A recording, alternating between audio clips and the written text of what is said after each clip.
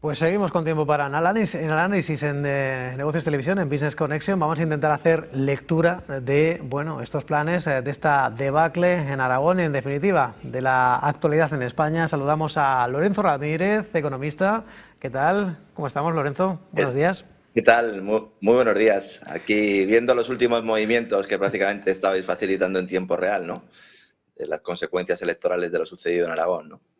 Yo te prometo que he tenido que ver la noticia un poquito más porque digo, noviembre de 2027, me ha costado procesar que serían ya 4 años ya de este mandato del Ejecutivo y no julio de 2027 como estaba previsto. Esa fecha sí la tenía clara, lo que no recordaba ya que era 2023. Pues bien, tácticas electorales. Pedro Sánchez la anunció con poco tiempo, ese adelanto electoral en julio. Aquí parece que, pues que se está mascando esta idea. ¿Cómo valoras estos planes de Moncloa y cómo valoras también pues la estrategia socialista a nivel regional? No. Yo soy de los que siempre, y además es un riesgo siempre, ¿no? El hacer algún tipo de vaticinio, sobre todo teniendo en cuenta que las cosas se modifican en tiempo real y que además Sánchez, pues si algo ha demostrado es una cierta capacidad de pensamiento hermético y es difícil ver por dónde iban a ir los tiros. Recuerda aquellos días de retiro en los que dijo que se iba a pensar si seguía o no y que todos interpretaron como una manera de quedarse en el sillón, tomada por él, cuando en realidad fue tomada más por su mujer y por la familia de su mujer para intentar evitar, pues básicamente, que hubiera consecuencias judiciales mayores, ¿no? En la cabeza de Sánchez nunca ha estado un adelanto electoral, a no ser que lo hubieran tenido muy claro para haber conseguido una victoria que le hubiera permitido, pues, tener un cierto margen y tener unos ciertos apoyos parlamentarios de los que hoy carece. Pero ahora el resultado en Aragón tiene una doble lectura, porque si bien es verdad que, como comentaba, son unos resultados en términos históricos muy malos, teniendo en cuenta la situación actual del Partido Socialista, con todos los escándalos de corrupción, con la más que posibilidad de que haya financiación ilegal del partido, afectando, pues directamente a la cúpula del propio Partido Socialista, el hecho de que hayan perdido tan poco, la lectura que se está haciendo en Moncloa es, vamos a aguantar, vamos a retrasar las elecciones lo máximo posible. Yo la información que tenía era que se quería aplazar, no tenía esa fecha de noviembre que ha dado el diario de Objective, pero cuadra con la información que tengo yo, y de esa manera fuerzan al PP y a Vox en las siguientes elecciones también, en las extremeñas, y en este pacto de gobierno que tienen que alcanzar en la comunidad autónoma aragonesa, les obligan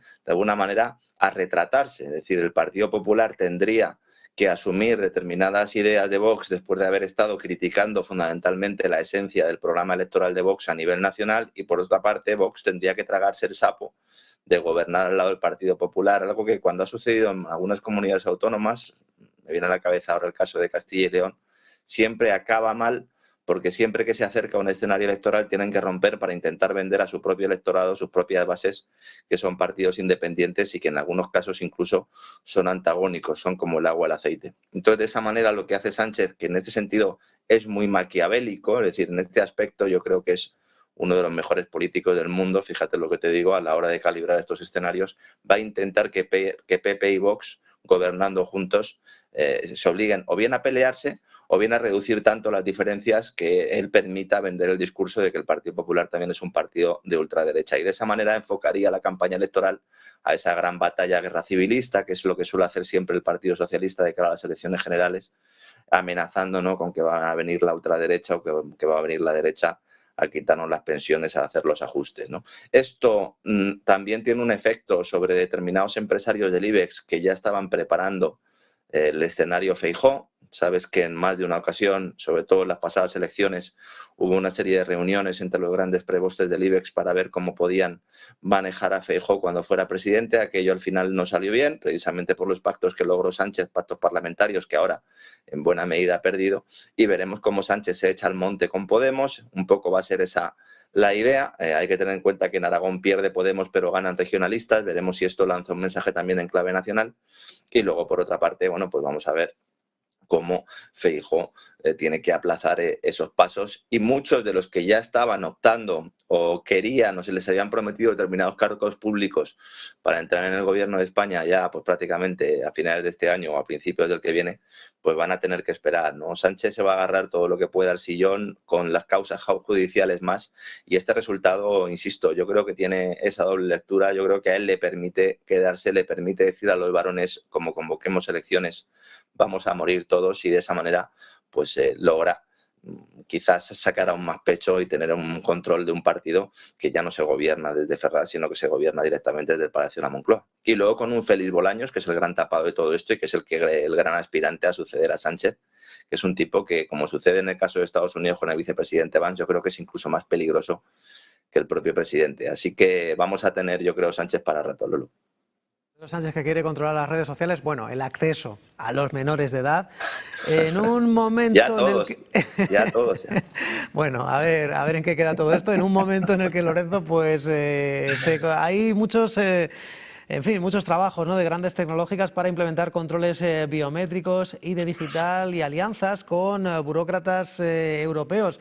¿Qué impacto podría tener esto para la privacidad, para la libertad individual a nivel, bueno, a nivel comunitario, no solo España, que parece que hay más países que van un poco en la cruzada en ese objetivo de Pedro Sánchez, como Portugal y como Francia?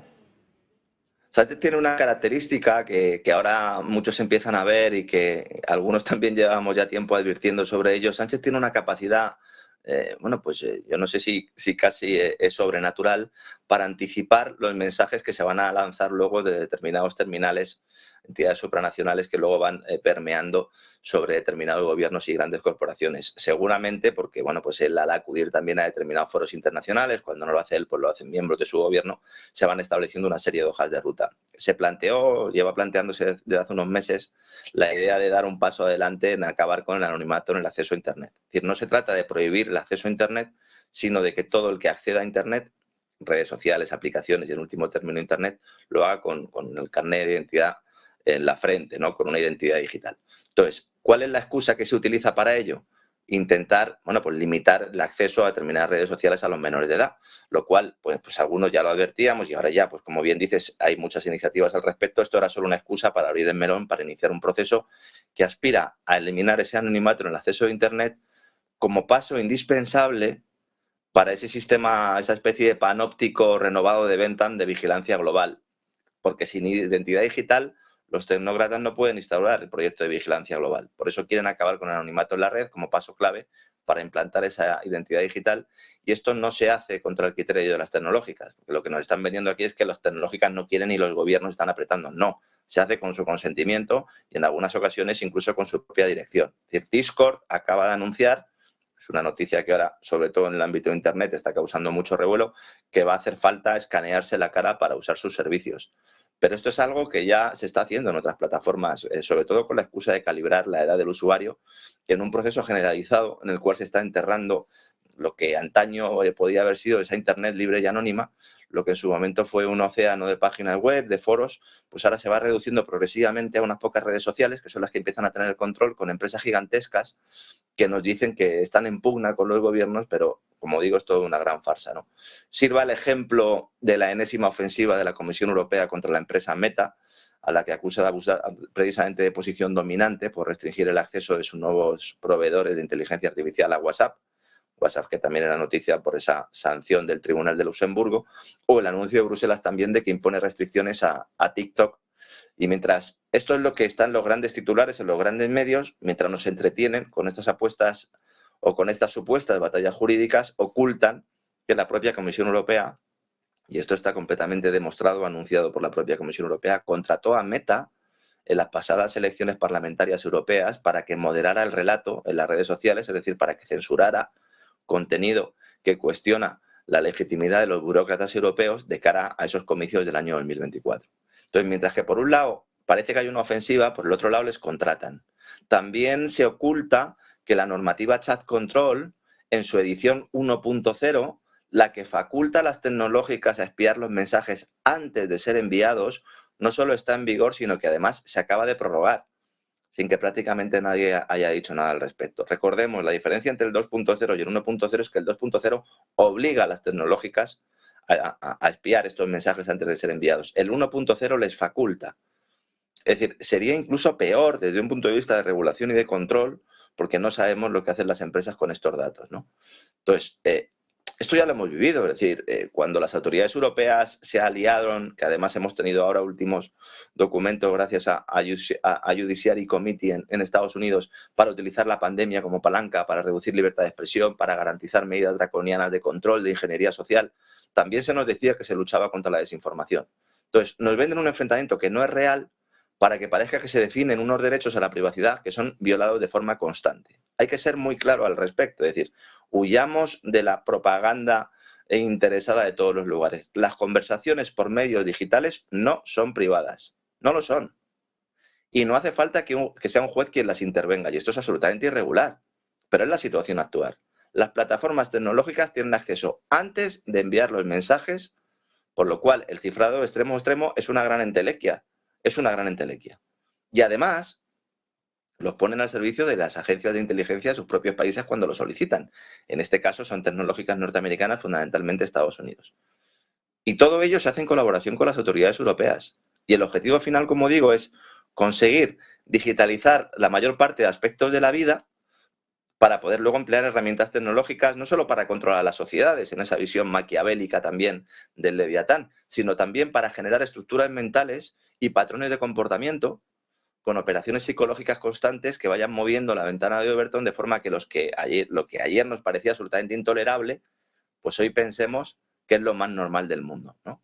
Entonces, es evidente que las grandes tecnológicas, cada una con diferente grado, son parte intrínseca de estas estructuras de poder. Entonces, no se trata de simples empresas privadas con accionistas, con consejo de administración, que buscan maximizar los beneficios. En China pasa esto también, lo que pasa es que allí no lo ocultan, porque no hay una democracia. Entonces, aunque pensemos que el gran hermano solo afecta a las sociedades con países de regímenes autoritarios, debemos ser conscientes de que nuestras sociedades occidentales van avanzando hacia un modelo similar, aunque se disfrace con ropajes de democracia, con ropajes de protección de derechos. Y para ello nos venden esta falsa debate, este falso enfrentamiento entre tecnológicas y gobierno. ¿Y quién ha sido el primero, el que ha abierto el melón en Europa? Pedro Sánchez, que además es capaz de colgarse la medalla y además aplaude y felicita cada vez que Elon Musk le contesta, porque le pone en el panorama internacional como uno de los tipos que está luchando contra eso que él ha venido a denominar los grandes tecnooligarcas o la tecnocasta. Bueno, pues una vez más vemos una operación internacional en la cual además les respaldan medios internacionales como la agencia Bloomberg o como Financial Times, con lo cual, como te decía antes, yo creo que a Sánchez le queda cuerda para rato.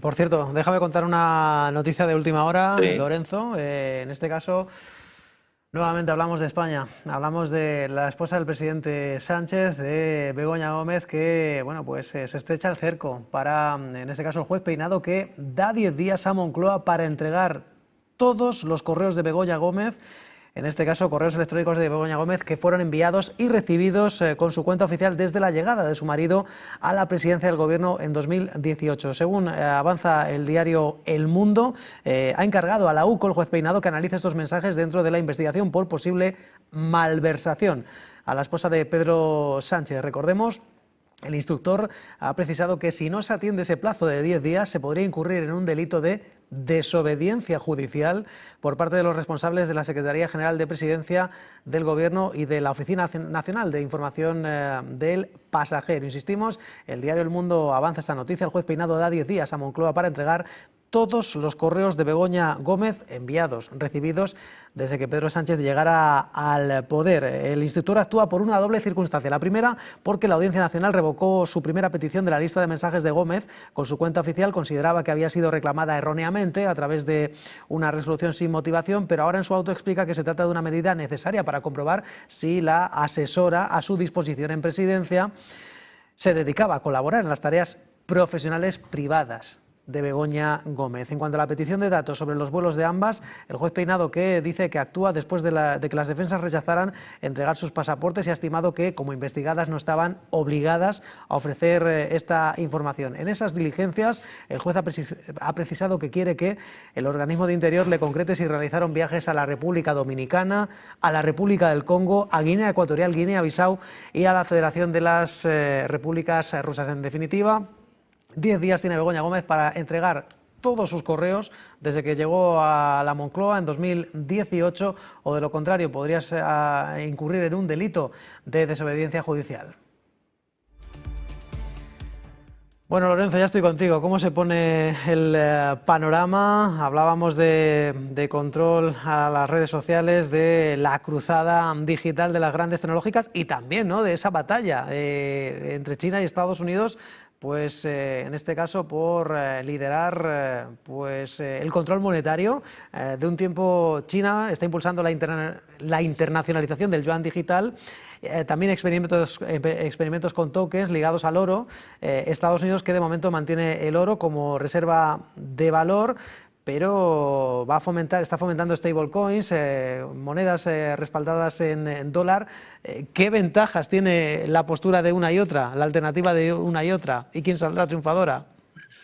Bueno, la idea de que puede patrocinar algún tipo de token o de divisa internacional China respaldada por oro era un rumor que estaba en el mercado desde hace mucho tiempo, como sabes, lo hemos comentado en alguna ocasión, pero no pasaba de ser un rumor, incluso un rumor que podía ser interesado, aunque respaldado por datos, porque veíamos como el Banco Central de China pues estaba comprando oro de forma masiva. De hecho, en realidad China empieza a cambiar esta estrategia a raíz de la revolución del Maidán en el año 2014, cuando ya se veía que iba a haber un contexto en el cual pues se utilizará las sanciones no solo para los clásicos países, Corea del Norte, Irán y compañía, sino que también podría saltar al escenario de Eurasia y de posibles aliados de China, ¿no? Entonces, en ese contexto, bueno, pues no pasaba de ser un rumor hasta que en una audiencia en los últimos días Scott Bessent, el secretario del Tesoro, pues le ha dado una verosimilitud y de hecho, bueno, pues ha dicho que es uno de los escenarios que contempla Estados Unidos que se pueda crear este token. Hay que tener claro que estamos en un momento clave en lo que a la configuración de un nuevo orden monetario se refiere. Tendríamos como dos bandos bien diferenciados, como bien comentabas antes, Estados Unidos y China, y luego tendríamos uno tercero, el europeo, que claudica escogiendo lo peor de ambos modelos, ¿no? Entonces, Estados Unidos ha decidido usar las stablecoins, las monedas estables digitales, para ligándolas al dólar, entrar en la senda del sistema monetario digital, permitiendo a las empresas privadas emitir su propio dinero siempre y cuando lo respalden con dólares y además ayuden a financiar la deuda pública, que camina sin freno o batiendo récords año tras año, en un contexto además en el que el nuevo presidente de la Reserva Federal, que tomará posesión en mayo, pues quiere reducir las barreras que le separan con el Tesoro, volviendo a un sistema vigente que ya estaba vigente hasta el año 1951 y que permitía al Banco Central intervenir en el mercado de bonos monetizando deuda, modificando fundamentalmente plazos de deuda. Lo que quiere es modificar y que no haya tanta deuda a largo plazo y que a corto plazo, perdón, y comprar más deuda a largo para intentar rebajar ese interés y, por lo tanto, el coste de financiación. Esto, en realidad, ya lo estaría haciendo, pero quiere profundizar un poco en esta idea y todos estos elementos apuntan a una pérdida adquisitiva del dólar, que en buena medida busca la administración Trump, no solo para reducir la brecha comercial, sino porque, de forma paradójica, esto es algo que hay mucha gente que a lo mejor no comprende, cuando el dólar se devalúa, en los países que deben hacer transacciones en esta divisa ven de repente como su situación mejora.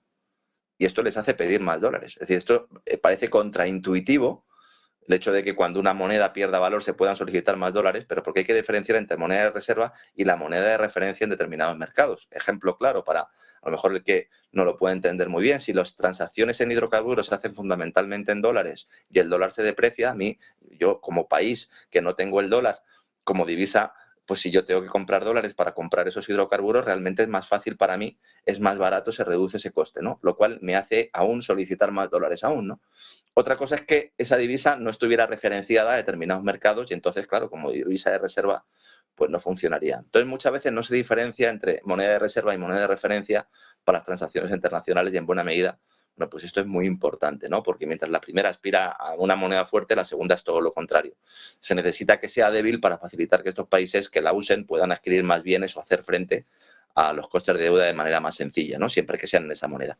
Enfrente tendríamos a China, que escoge un modelo distinto, el de una moneda digital respaldada parcialmente por oro, que no sirva en clave interna, sino que sirva para que los países del entorno BRICS realicen transacciones entre ellos.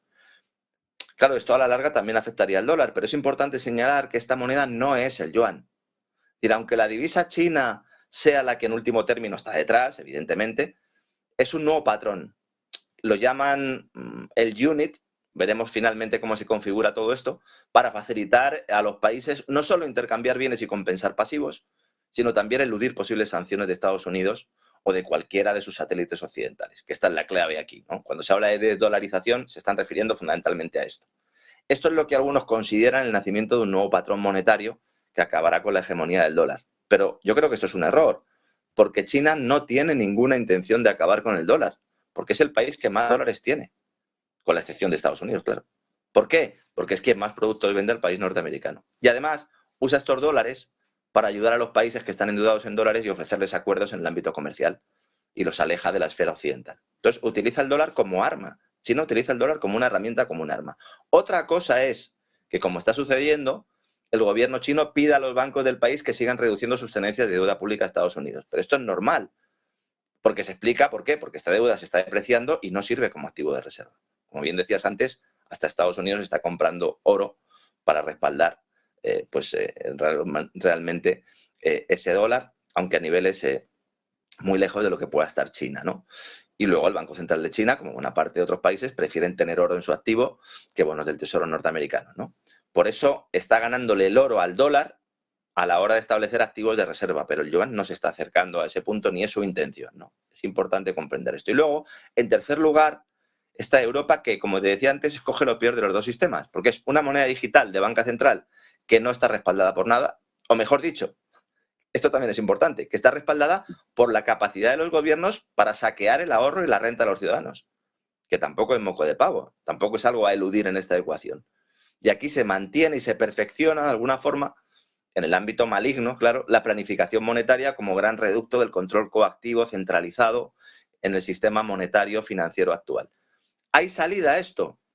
Es la pregunta que se hará mucha gente. Pues sí, pero si existe solo podría ser Bitcoin. Pero claro, aquí también hay un problema, porque esta alternativa descentralizada está siendo secuestrada y manipulada para que en lugar de ser dinero se mantenga como un activo financiero, siendo una opción real solo para grandes capitales y aquellos que entienden de verdad el funcionamiento de esta alternativa y sus implicaciones a largo plazo. Porque la mayoría de los pequeños ahorradores que apuestan por ella, como acabamos de ver, huyen despavoridos cada vez que hay un ajuste en la cotización respecto al resto de divisas. Un ajuste provocado también porque hay muchos actores financieros, inversores institucionales, que están muy apalancados en Bitcoin como colateral y cuando hay reducciones de precio, pues se generan liquidaciones masivas, lo cual amplifica más esas caídas y siembra dudas sobre la capacidad de Bitcoin para convertirse en esa alternativa al sistema fiat digital, al menos para la mayoría de la gente. Entender cada uno de estas áreas y ver dónde nos vamos a posicionar, pues cada uno de los países, es vital para comprender dónde estamos. Y sobre todo, la capacidad que pueda tener la gente de comprender que hay ciertas alternativas, como digo, que pueden servir para escaparse de este control total, sobre todo en el ámbito europeo, pero que al final, aunque sea desde un punto de vista cognitivo, pues no están al alcance de todos. Y mientras tanto, Rusia, que está alejando expectativas de cualquier tipo de acuerdo económico con Estados Unidos, mientras Europa pues está intentando hacer, bueno, pues una especie de adhesión a Ucrania, a la Unión Europea, un tanto gradual, un tanto light. ¿Qué impacto real podría tener este impacto de las relaciones Rusia-Estados Unidos? No sé si busca relaciones más de largo plazo, reducir la dependencia de Estados Unidos. Hemos visto, sobre todo en las últimas horas, cómo la agencia TASS ha publicado una entrevista a Sergei Lavrov en BRICS TV, creo que era la entrevista televisiva, donde precisamente pues parece que Lavrov alejaba un poco esa posibilidad de acuerdo económico, porque se están produciendo una serie de conversaciones que están fuera del foco informativo, pero desde hace semanas se están llevando a cabo negociaciones entre Estados Unidos, Rusia y Ucrania, trilateral. Es decir, no Rusia y Estados Unidos por un lado y tal, no, todos juntos para determinar cuál va a ser el nuevo mapa de la región una vez que Zelensky pues asuma la pérdida del territorio y convoque unas elecciones que ya no es que solo se lo estén pidiendo de fuera, es que el Parlamento ucraniano espera constantemente para salir de esa parálisis institucional en la que se encuentra el país, afectando evidentemente también por esa crisis energética, por la también huida de la población como consecuencia de la guerra y las bajas en el frente, ¿no? Entonces, el ministro exterior ruso en las últimas horas, como digo, ha declarado que otro de los obstáculos de ese posible acuerdo es la falta de compromiso de Estados Unidos para cumplir lo acordado en la cumbre de Alaska, eso que de forma rimbombante se denomina el espíritu de Anchorage, en referencia a la ciudad donde Trump y Putin se reunieron en agosto del pasado año. Claro, la clave aquí es que Estados Unidos no quiere revelar los acuerdos concretos que se firmaron en aquel encuentro y por el momento Rusia tampoco. Es decir, lo que vimos fue el borrador ¿verdad?, de varios puntos que se hizo público, pero los acuerdos concretos nos dijeron que no se habían producido, pero por las declaraciones del Kremlin sí que hubo acuerdos. Son acuerdos que nadie quiere hacer públicos. Y el Kremlin, preguntado precisamente este lunes sobre esto, dicen que de momento no van a divulgar información ni detalles hasta que no haya un acuerdo total. Claro, mucha gente se pregunta la razón de esta opacidad y la respuesta es que se está negociando un reparto de áreas de influencia y militar en la que tanto Estados Unidos como Rusia aspiran a tener cierto margen de maniobra, algunos dicen que carta blanca, para operar en sus zonas de referencia, ese reparto de zonas de influencia. Mientras esto sucede, Europa se limita a intentar preparar el día después del acuerdo, si finalmente llega, intentando de forma tímida reconstruir ciertos puentes con Rusia. Ha habido declaraciones de Macron, también del canciller alemán Merz en este sentido, mientras estudia cómo integrar a Ucrania en el club europeo sin afectar demasiado a los países que en estos momentos reciben fondos de cohesión y sobre todo fondos de política agrícola común, para los cuales el ingreso de Ucrania será un absoluto desastre. Un absoluto desastre. Entonces, la adhesión express que pide Zelensky de momento se rechaza, y lo ha rechazado ya públicamente Alemania. Precisamente sobre esta cuestión, esta mañana la agencia Bloomberg publicaba una información exclusiva en la que apuntaba que una de las opciones que se baraja desde Bruselas es una especie, como decía, de adhesión light, gradual, en la cual se le fuera dando a Kiev algunos de los derechos que conllevan la entrada en la Unión Europea, pero no todos. O bien, otra opción sería seguir con el proceso de adhesión formal, mientras se estudia también una serie de concesiones graduales, pero solo mediante acuerdos de carácter bilateral. Esto es profundamente irregular. Es decir, esto no se ha hecho nunca con ningún país y supondría pues, tener que modificar ciertas estructuras normativas europeas que yo no creo que tuvieran tampoco demasiado problema en hacerlo, porque estos hacen y deshacen bueno, pues sin ningún tipo de cortapisa. En todo caso, lo que parece descartado es esa exigencia de Zelensky de que la entrada total se produzca en el año 2027. Ese es uno de los puntos que él había añadido al borrador, y recordemos que en condiciones normales un proceso de adhesión tiene que durar años, que requiere el respaldo de todos los gobiernos europeos, y es un escollo que parece difícil de superar, al menos mientras esté Orbán en el gobierno de Hungría, un Orbán que este año también se enfrenta a las urnas en unas elecciones parlamentarias que la Comisión Europea pues, quiere utilizar para hacerle perder capacidad de maniobra, quitarse un problema y empujarle o enseñarle la puerta de la salida, ¿no? Para lo cual pues, seguramente se utilizará su cercanía con Rusia como argumento para intentar destronarle, que es con lo que sueña prácticamente todas las noches von der Leyen desde hace muchísimo tiempo, y una vez eliminado el factor húngaro, bueno, pues ya quizás habría menos problemas para poder conseguir esa adhesión total, pero en todo caso está todo en el aire y parece que Zelensky no quiere dar su brazo a torcer hasta que esto esté puesto negro sobre blanco, y esto unido pues a esa idea que está expresando Lavrov de que a lo mejor el acuerdo económico con Estados Unidos no estaría tan cerca, pues nos hace pensar que podríamos irnos, como ha dicho el propio Zelensky, a lo mejor un escenario en el que hasta el próximo verano no podamos tener un acuerdo total. Zelensky hablaba de junio, bueno, pues todavía quedan bastantes meses para ese escenario. Pues hoy el guión de la actualidad nos ha llevado por identidades digitales, guerras monetarias, a pactos que se enfrían. Lorenzo Ramírez, periodista económico, como siempre un placer, muchas gracias. Igualmente, un abrazo. Bueno, y vamos a poner el broche del punto y final a